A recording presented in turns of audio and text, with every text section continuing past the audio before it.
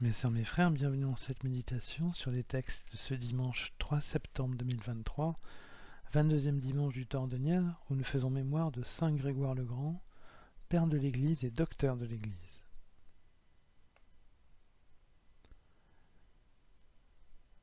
Le chemin de sainteté passe par la croix.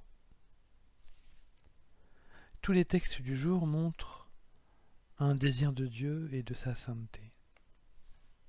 Mais la question centrale est de savoir comment satisfaire ce désir ancré au plus profond de nous. Le prophète Jérémie, qui vivait au moment de l'invasion assyrienne dans le royaume de Juda, le royaume du Sud, le prophète Jérémie n'a pas cessé d'alerter son peuple du danger qui le minait en raison de son idolâtrie.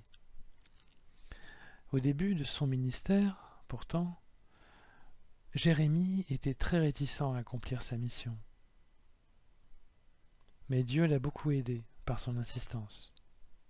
D'ailleurs, Jérémie s'écrie « Seigneur, tu m'as séduit, et j'ai été séduit. Tu m'as saisi, et tu as réussi. » Dieu nous porte toujours, car il a inscrit son amour au plus profond de notre cœur. Avec cet amour divin, tout nous est possible, et en particulier de parler en son nom.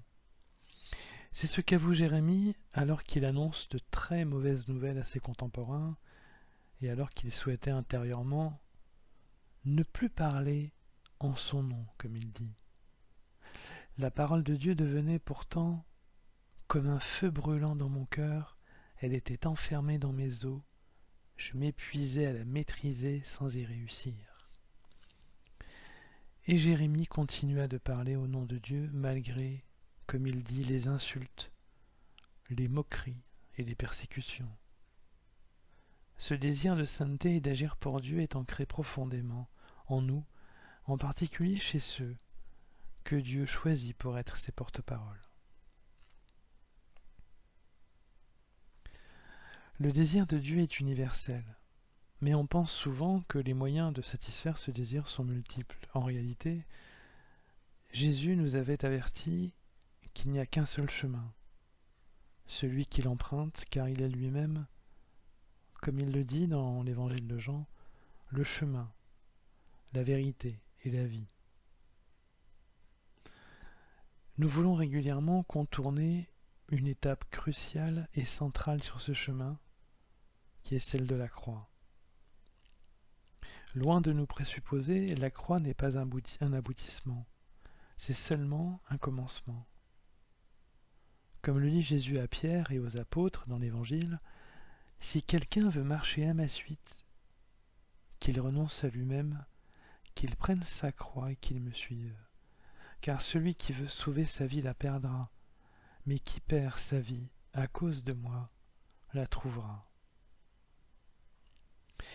Il nous faut passer par la croix pour avancer réellement sur le chemin de la sainteté et commencer véritablement à servir les autres. Car lorsque nous sacrifions pour notre Dieu, comme le dit le psalmiste, nous ressentons tout l'amour de notre Dieu et nous sommes en communion totale avec lui et avec sa sainteté. Ton amour vaut mieux que la vie. Tu seras la louange de mes lèvres, dit le psalmiste. Cette croix peut nous apparaître, en revanche, de multiples façons. Parfois, ce seront les efforts à fournir pour écouter les personnes et se faire petits et pauvres pour qu'ils se confient à nous. D'autres fois, ce sera une situation familiale inextricable qui va nécessiter de prier profondément avant d'agir. Et d'autres fois encore, ce sera un malheur arrivé qui nous aura profondément marqués et à cause duquel nous souffrons. Mais dans toutes les situations, il faudra nous abandonner à Jésus-Christ, à son intelligence et à sa consolation. La sainteté, c'est tout cela.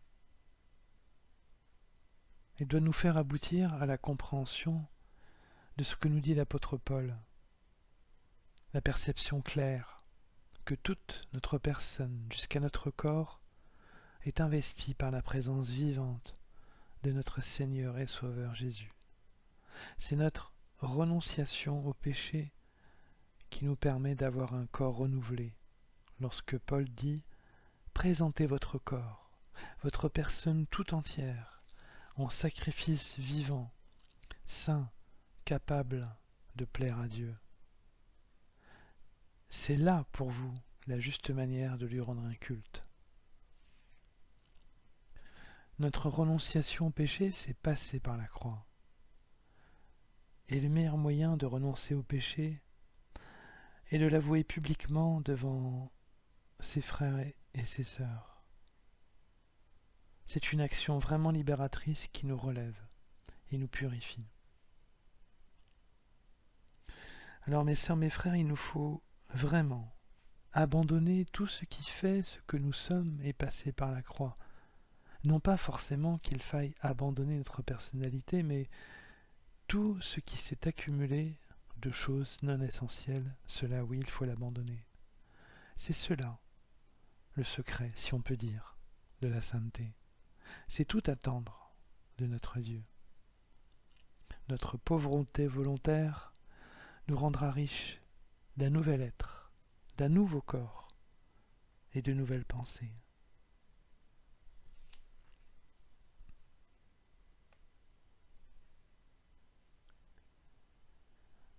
Mes sœurs, mes frères, après cet instant de méditation sur les textes de ce dimanche consacré au chemin de sainteté qui passe par la croix, je nous invite à la prière.